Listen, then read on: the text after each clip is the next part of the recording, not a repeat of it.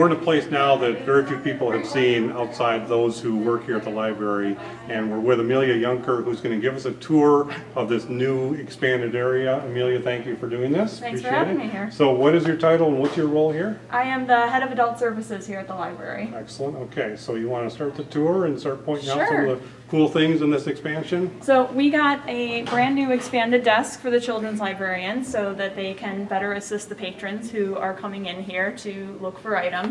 We don't have it in existence just yet because we're still in the finishing projects, but we're going to have a brand new habitat and home for our lizards, Norbert and Bob. Where's that going to be? It's going to be in this open area right Okay. here. If you'll see along the walls here, we have some art on display from the elementary schools in the area. Okay. We're going to have a artist reception coming up at the beginning of June, and you'll also see that as we walk through the space. Some of it's hanging on the walls in both the new addition area for the children's and also our latest addition, which is the second community room that we have in place. Okay.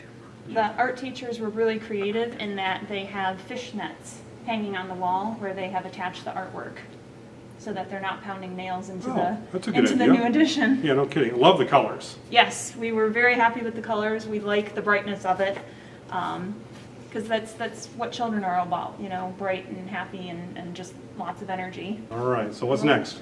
All right, well, I just wanted to mention that the addition was designed by Merritt Zizlak Designs, PLC. The construction was managed by Shaw Construction and Management. They did an excellent job keeping us on track and on time.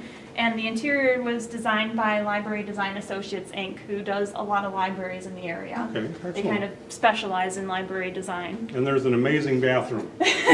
Well, this is actually the first of 3 that you'll see in Oh, the excellent. latest expansion area. Cool. This was the existing one, which you can see we've revamped completely, and then there's 2 more closer to the community room that you'll see on the tour. So we're walking past some of the shelving that we have and are going to be going into the tween area. Okay, let's go check that out.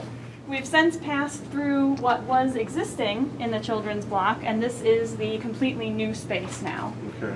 So if you see where the purple on the wall turns into the blue, that is where the dividing line used to be. Oh, okay. All right. So we have doubled the size of the Yeah, no space kidding. with this construction project. Okay.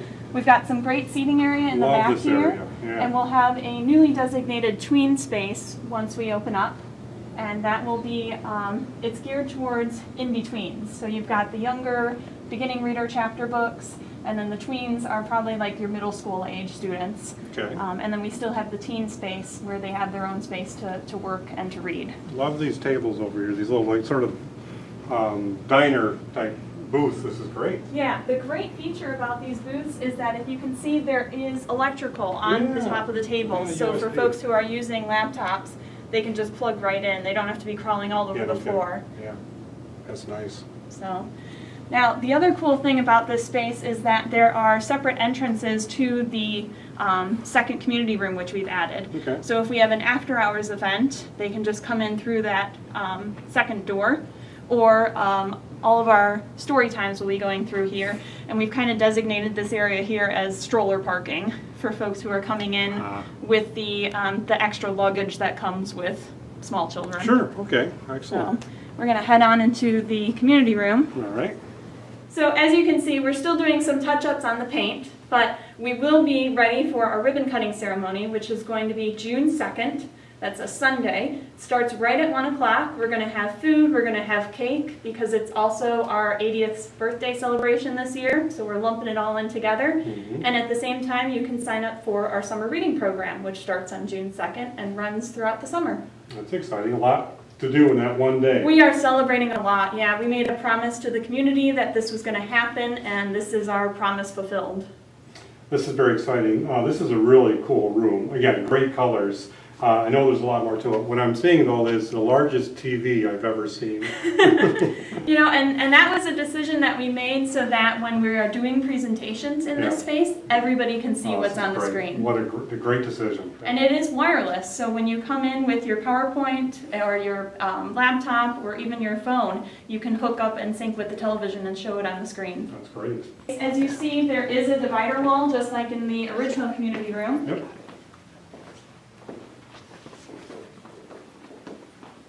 So this second space And both spaces have doors that lead out into our gardens. We have over 30 volunteers who help make the gardens as beautiful as they are every spring and summer and into the fall. Yeah.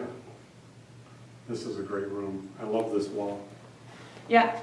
Yeah, we like that because it allows versatility, so we can do even more programming. So if someone needs to book even a small space through the community, we can also do programs on the other side. All right, so you can open this up into one big room, right? Yeah, it opens up into one big room, or it can be 2 smaller rooms, and as I said, help serve the community more. Yeah, that's great. And you got, like you said, you have easy access to your outdoor area. Yeah, that's a nice feature. We have access points for the gardens in the existing building, adult and in the youth area, and we wanted to continue that connection with the outside. Excellent. Children's actually has a story path in the back of our garden area, so kids can walk through the path and read a story in the progress. Okay. And they change that out on a pretty regular basis. You guys must be pretty proud of this. We are extremely proud. Yeah. We are very happy. Very impressive. It's a 2,800 square foot addition, so it did literally double the size of the children's area that we previously had. It's like the Louisiana Purchase. Well, I hope we don't have to fight over it with other people. All right, so let's talk about this area here. So this is actually part of the existing structure that was here. And what we did was we just kind of accentuated these really great tall, high ceilings that we've always had. The blocks up top are actually sound muffling to try to damper the noise that we know comes from children on occasion. Sure, otherwise it'd be pretty echoey in here, right? Right, but we love the skylights, and we love, I know one of the other staff members was talking about these suspended lights, and it almost resembles stars in the sky, just kind of twinkling up there.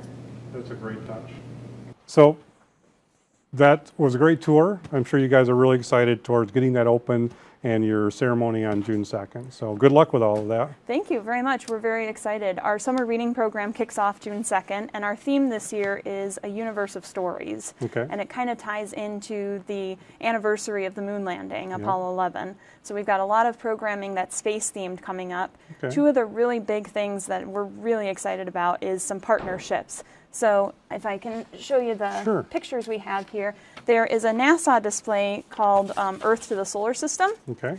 And so what that is it's compiled by the NASA Astrobiology Program and the Smithsonian Astrophysical, I got to check my notes here, Astrophysical Observatory. And this exhibit is loaned by the SAO and NASA's Universal Learning. Okay. So what it is it's tall, like 6-foot tall displays that will be scattered throughout South Lyon. Okay. There's 15 of them, 2 pictures, 1 on each side, and it's essentially kind of a scavenger hunt for the community. We'll have maps available put on by the Cultural Arts Commission. We are working with the DDA and the City of South Lyon to put these out, and they'll be available all summer long. Gotcha. So this would be in the downtown area? Yep, so they'll, the southernmost point is us at the library, Okay. and the northernmost point I think will be somewhere around 11 Mile. Okay. And then throughout the downtown area, they will be scattered, and you can find them, and they've got some great information about the different astrophysical anomalies.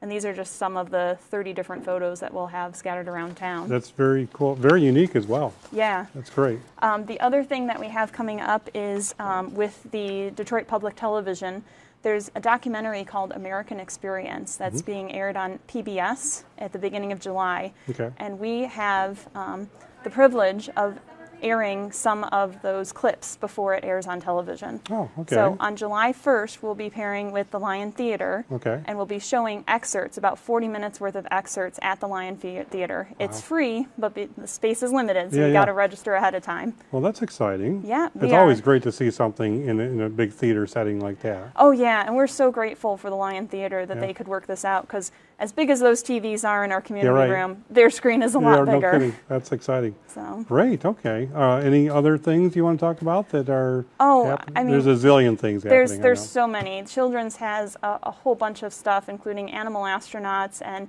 they've got different programs that are featured there. We have an oral history program from someone who worked with the Johnson Space Center.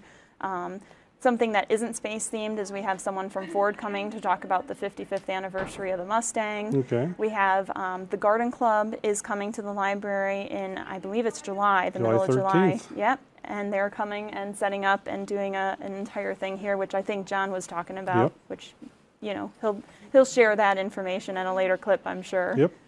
Great. Well, that's very exciting.